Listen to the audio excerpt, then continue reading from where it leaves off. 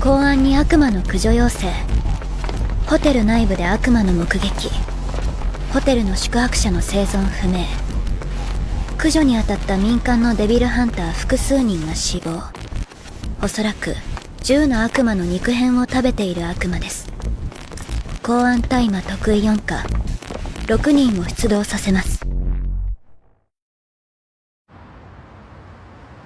このホテル内のどこかに潜んでいる。それもこれはただの悪魔じゃない。10の肉片を食べた悪魔がいる。10の悪魔本人がいるんじゃねえの？肉片が大きいほど強く引き寄せられる。この程度じゃ違う。へえ、そうなんだ。